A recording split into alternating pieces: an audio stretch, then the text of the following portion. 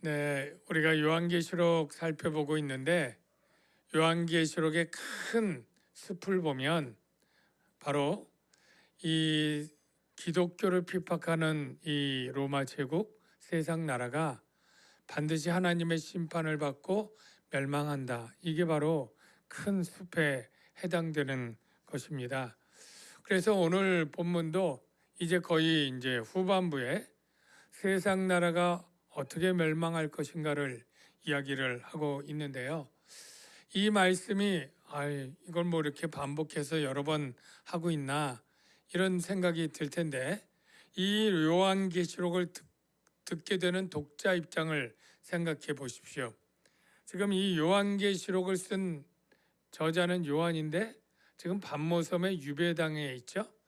그리고 12명의 사도 중에 막내인데 11사도는 이미 다 순교했습니다. 그리고 많은 사람들이 대대적인 지금 로마 황제의 박해 가운데 있죠. 그런데 이것이 간절히 기도하고 기도해도 박해가 끊어지지 않고 계속 순교자는 일어나고 계속 기독교인은 박해 가운데 우리가 잘 아는 것처럼 뭐 카타콤이나 이런 지하 동굴에서 그 일생을 언제까지요? 콘스탄티노스가 기독교를 공인해 줄 때까지 313년이니까 지금 주 90년부터 얼마나 남은 거예요?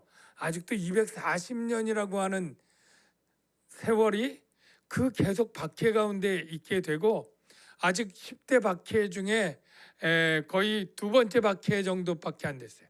아직 8번의 박해가 남아있는 그러한 암울한 상황, 아무래도 하나님이 살아계시지 않고 하나님이 뭔가 역사하지 않는 것 같은 상황 가운데 주어진 예언서다. 이렇게 여러분이 생각을 하시면 돼요. 여러분들 가운데 혹시 신앙생활하면서 기독교의 박해를 받고 신앙생활한 사람이 있을까요? 혹시 믿지 않는 가문에서 교회 다니다가 부모님에게 혼나면서 교회 다닌 분이 조금 있을 수 있겠네요. 그리고 아마 불교나 유교 집안에 대대로 있어가지고 참 장남으로서 교회 다니면서 참 거의 집안에서 내놓은 자식처럼 그렇게 미운털이 박힌 그러한 예들이 또 우리 한국 그리스도인들에게 꽤 많이 있죠. 여러분들이 그렇지 않더라도 혹시 믿지 않는 친구들이나 동료가 많다면 그렇다면 그 안에서 소외감과 외로움 그리고 따돌림 그리고 교회에 대한 비난들을 옆에서 들을 때 아무 말도 못하고 그냥 이렇게 속상해하는 그러한 일들이 분명히 있을 것 같습니다. 그럴 때 우리가 고민하는 거죠.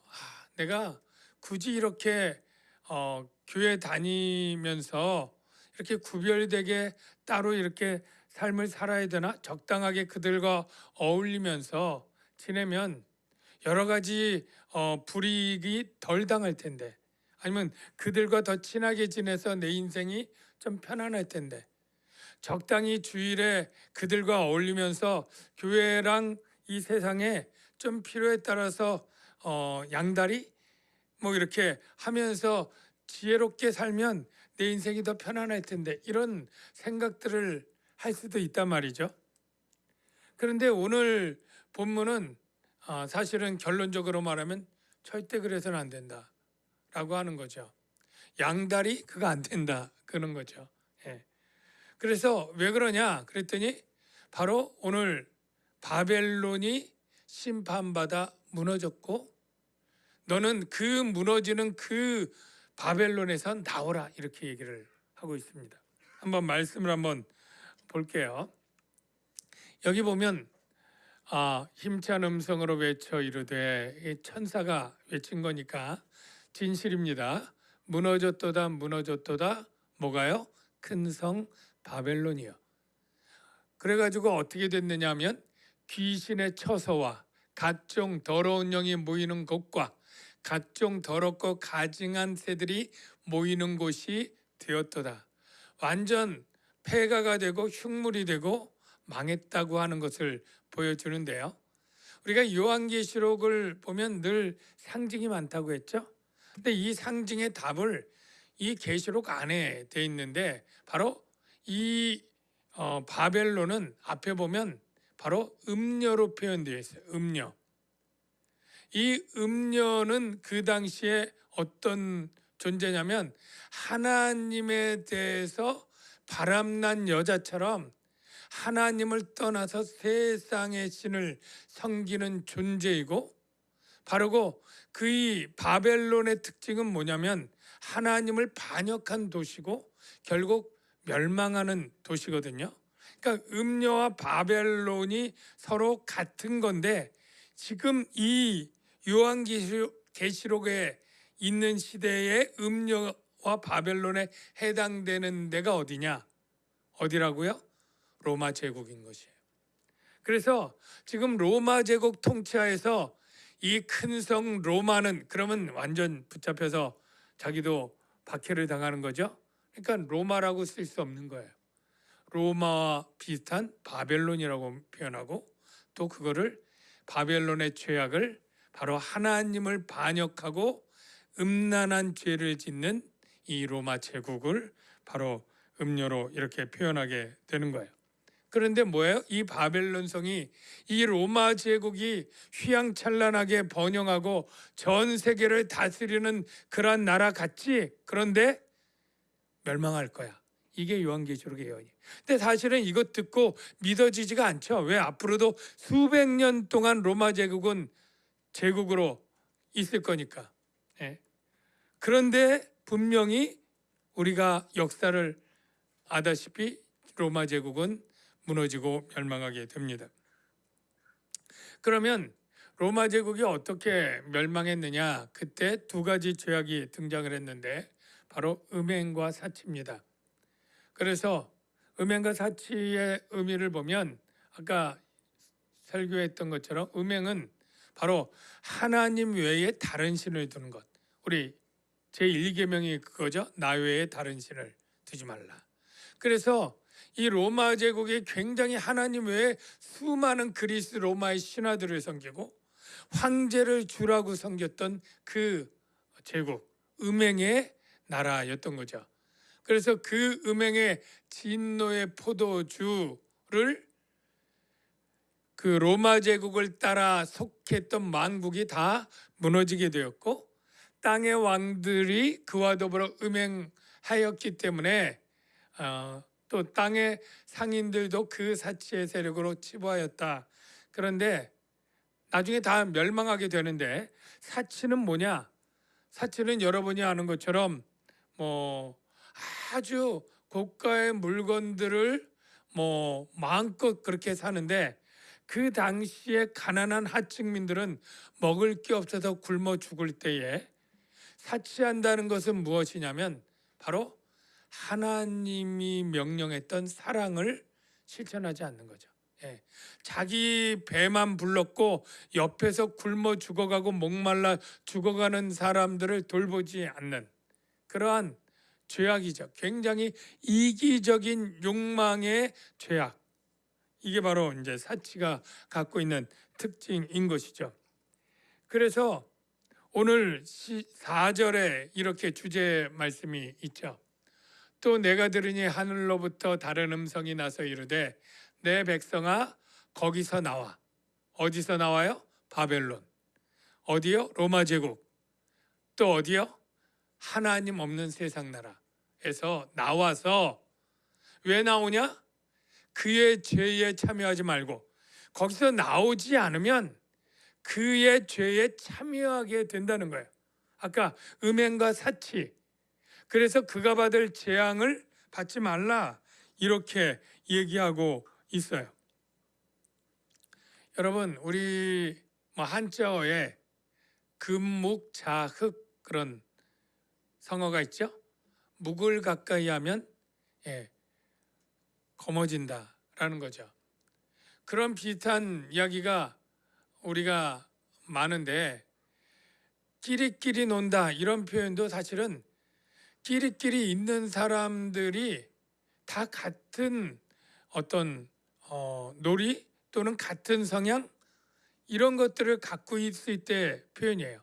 그러니까 맨날 저 싸움박질하는 친구들은 그런 친구들끼리 주로 모이고요. 굉장히 뭐 술과 마약과 이렇게 방탕한 친구들은 다 그런 쪽으로 있게 되는 거죠. 예.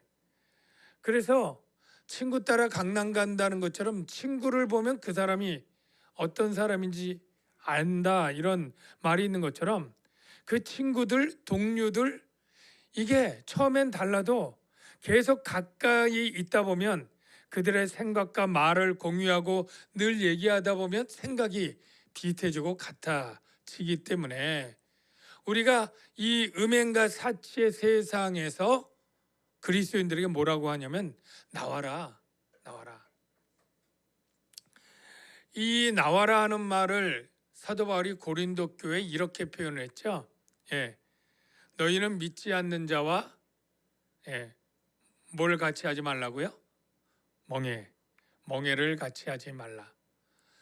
왜냐? 의와 불법이 어찌 함께 하며 빛과 어둠이 어찌 사귀며 그리스도와 벨리알이 어찌 조화되며 믿는 자와 믿지 않는 자가 어찌 상관하며 하나님의 성전과 우상이 어찌 일치가 되리요. 그러므로 너희는 그들 중에서 나와서 따로 있고, 이 나와서 따로 있고 이게 바로 거룩함의 의미입니다. 풀이에요. 거룩함은 세상 가운데서 따로 있다, 이게 바로 구별된 다라는 뜻이고, 이게 거룩해지는 거예요.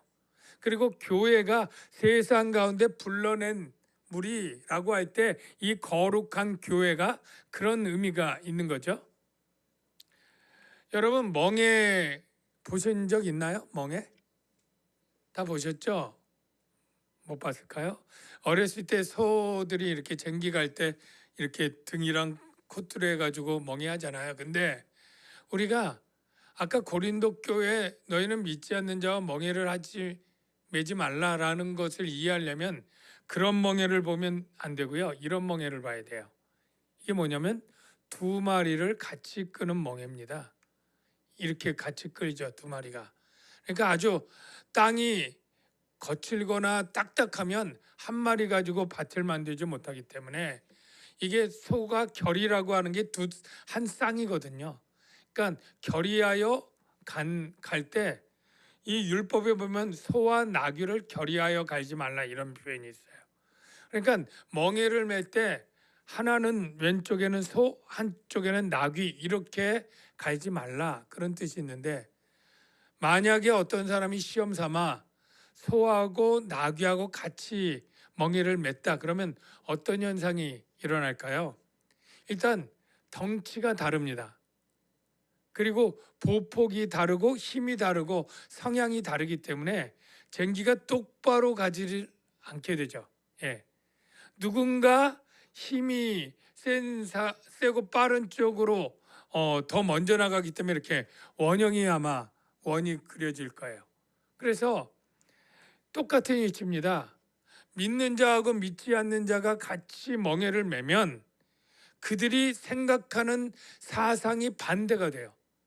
나는 모든 것이 하나님의 주권하에 있다고 믿는 사람, 하나님이 내 삶을 인도해 준다고 믿는 사람과 내 삶은 내가 개척하고 내가 노력해서 하는 거지 뭔 하나님 타령이야, 이렇게 생각하는 사람하고 방향이 같을 수가 없죠. 어떤 가치관과 결정들이 같을 수가 없기 때문에 멍에를 같이 메고 갈 수가 없는 거예요.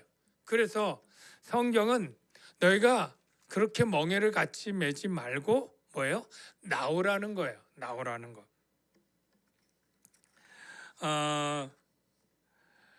여러분이 때로는 세상 가운데서 그들과 함께 어울리는 일이 내 삶을 편안하고 안락하게 해주는다고 해도 그들에서 나와서 혼자 걸어가는 길이 고독하고 외롭고 왕따처럼 서러운 길이라 할지라도 하나님은 어떻게 하라고요? 예, 그렇게 나오라는 것입니다. 그러면 하나님께서, 그러면 너무 억울하잖아요. 나는 저들에게 그냥 당하고 핍박당하고 손해당하고 억울한 누명을 쓰고 이런 삶이 너무나 억울하고 분하잖아요. 이렇게 생각할 수 있겠죠.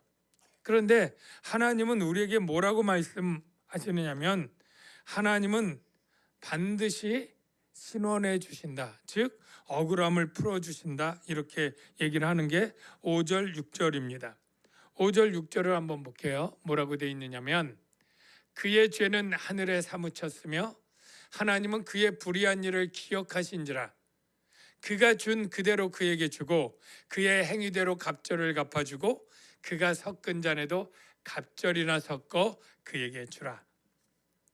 즉 세상이 교회를 핍박한 모든 것들을 하나님은 다 기억하시고 아신다는 거예요. 여러분 성경에 보면 박해하는 마을에서 발에 티끌을 떨어버리고 간다고 할 때 어떻게 보면 우리는 부정한 것을 떨어버린다고 하는데 그 티끌이 증거가 된다고 하고 있어요. 그러면 그 티끌 증거물을 누가 보신다고 하는 의미가 있습니까? 하나님이 그 티끌을 세시는 거예요. 과부의 눈물을 계수하신다 이런 표현이 또 있는데요. 과부가 억울해서 당하는 그 눈물을 하나님은 기억하시고 세신다는 거예요. 즉 그 억울함을 기억하시고 반드시 풀어주시는 분이라는 거예요. 그러니까 여러분이 믿음 생활하면서 억울하게 세상에 조롱과 멸시와 손해를 당하거든 여러분이 분해하거나 내가 뭘 못해서 안다라거나 할 필요가 없습니다. 하나님께서 갚아주는데 모자르게 갚아준다고요? 아니요. 갑절이나 갚아준다. 이 말은 철저하게 온전하게 다 갚아준다는 거예요. 원수 갚는 것이 친히 내게 있다라고 말씀하시고 너희는 오히려 그들이 배고프면 먹이고 목마르면 마시게 하라. 이게 주님의 말씀인 것이죠. 이 바벨론 세상 사람에게서 나와야 되는데 우리가 세상에서 나온다는 게 그냥 꼭 그들 어떤 공동체에서 탈퇴해라 또는 세상에 떠나라. 세상에 떠나면 뭐 우주로 갑니까? 그런 어떤 육체적이고 물리적인 그러한 이탈이 아니고요. 제일 중요한 게 뭐냐면 그들의 사상과 그들의 어떤 생각, 마음과 공유하지 말라. 그런 뜻이 될 거예요. 그래서 여기 보면 그들의 죄가 어떤 것인지 마지막에 한 번 더 아까 음행사치 나왔죠? 그 다음에 하나 더 있는데 그가 얼마나 자기를 영화롭게 하였으며 사치하였던지 그만큼 고통과 애통함으로 갚아주라. 그가 마음에 말하기를 나는 여왕으로 앉은 자요 과부가 아니라 결단코 애통함을 당하지 아니하리라. 이게 바벨론이 스스로 고백을 하는 거예요. 나를 영화롭게 하고 나는 여왕과 같은 존재고 절대 과부의 가장 불쌍한 자의 고통과 애통을 당하지 않을 거야. 이렇게 자신만만했죠. 그런데 어떻게 갚는다고요? 하루아침에 이게 이제 바벨론 심판에 했던 말을 인용한 거예요. 바벨론이 이렇게 말합니다. 이사야에 보면 처녀딸 바벨론이여 내려와서 티끌에 앉으라. 사치하고 평안히 지내며 마음에 이르기를 나뿐이라 나 외에 다른 이가 없도다. 나는 과부로 지내지도 아니하며 자녀를 잃어버린 일도 모르리라 하는 자여 너는 이제 들을지어다. 즉 바벨론에 했던 것을 지금 요한이 좀 인용해서 바벨론 똑같이 적용하는 건데요. 한날에 갑자기 자녀를 잃으며 과부가 되는 이 두 가지 일이 내게 임할 것이라. 내 마음에 이르기를 나뿐이라 나 외에 다른 이가 없다 하였으므로 재앙이 내게 임하리라. 그러나 내가 그 근원을 알지 못할 것이며. 여기서 뭐냐면 바벨론에 멸망한 것은 교만 때문인데 하나님 외에 하나님도 없고 오직 유아 독전 나만 있다. 나만 왕처럼 잘 되고 나를 멸망시킬 자가 없다. 이렇게 교만한 자에게 한날에 일시적으로 하나님의 고통이 임하고 너는 과부처럼 애통하게 될 거다. 이런 징계의 예언이거든요. 근데 이게 세상 나라에게도 그대로 된다고 지금 말하는데 우리가 세상 나라의 특징을 그리스도인들이 가지면 안 되는데 우리 그리스도인들 가운데 이름은 그리스도인인데 삶은 세상 사람들의 생각과 사상처럼 살아가는 사람이 있다는 거예요. 뭐냐면 여러분들이 똑같이 내가 교회는 다니고 예수님은 믿어도 내 인생은 내가 결정하는 거야. 하나님께 기도하는 것은 나약한 자들이 하는 것이고 나는 내가 애쓰고 내가 노력해서 내 힘대로 살아갈 수 있어 라는 식으로 생각하는 사람이 있다면 이 사람은 아직 바벨론에서 나오지 못한 사람이고 세상 사람들의 모습을 그대로 살고 있는 것이죠. 그래서 우리가 어떻게 고백을 해야 되느냐면 예수 믿는 사람들이 뭐라고 얘기해야 되냐면 나는 혼자 당당히 살 수 있고 내가 나를 영화롭게 할 수 있어 라는 생각을 버리고 오직 영화롭게 할 분은 하나님이야. 왜냐하면 하나님이 없다면 나는 무능력하고 나는 죄와 죽음으로 멸망할 무력한 존재야. 오직 하나님만이 나를 구원할 수 있고 하나님만이 나를 참되게 영광으로 인도해 주실 유일한 분이야. 이게 우리의 생각을 지배하고 삶을 지배해야 우리는 바벨론에서 나온 그리스도인의 삶을 살아가는 것이고 아직도 혹여라도 하나님을 믿는 것은 명목만 믿는 것이고 내면은 내 인생 내가 잘났고 내가 나를 영화롭게 하고 내 힘대로 살아가는 것이라고 살아가는 그리스도인이 있다면 아직도 세상에 머물러 있는 자가 된다는 거예요. 그래서 우리는 이렇게 고백을 끝에 하죠.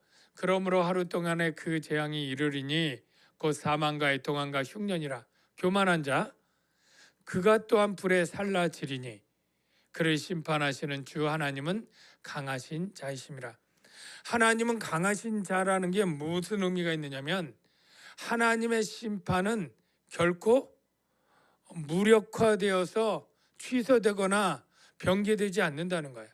반드시 그 심판의 예언이 성취돼서 가장 강력했던 로마 제국, 더 이상 무너지지 않을 것 같은 바벨론 로마 제국도 반드시 무너진다는 거예요. 지금 이 세상 나라를 보십시오. 언제 하나님이 오셔서 이 세상 나라를 무너뜨리고 하나님의 나라를 세운다라고 하는 이 예언이 이루어질 기미도 안 보이는 거죠. 마른 하늘에 구름 한 조각 없는데 비가 내려올 것을 믿는 믿음으로 바라봐야 되는 거죠. 그럼에도 우리는 세상을 등지고 세상을 떠나고 세상의 방향과 반대 방향으로 박해를 받으면서 가는 그 길을 걸어가야 되는 거죠. 왜? 하나님은 강하시고 능력이 있으니까 하나님의 예언의 말을 반드시 실천할 것이고 우리가 끝내 승리하고 세상 나라는 멸망할 것이다 라는 예언을 믿기 때문에 그런 거죠. 결론 내립니다. 우리는 거기서 잘 나왔습니까? 라고 물을 때 이렇게 고백하는 자는 나온 거예요. 우리의 구원자는 그의 이름이 만군의 여호와 이스라엘의 거룩한 자이시라. 로마 황제가 주가 아니고 로마의 신들이 참된 신이 아니고 우리의 신은 여호와 하나님이고 그가 우리의 유일한 구원자다. 그래서 너희는 바벨론에 나와서 땅끝까지 우리는 뭐를 선포해야 되냐면 여호와가 그의 종 야곱 하나님의 백성을 구속하시는 유일한 신이다 라는 것을 믿고 선포하며 사는 삶, 이게 바로 우리 그리스도인이 이 박해하는 세상 가운데서 살아가야 될 삶이다라고 말씀하고 있는 것입니다.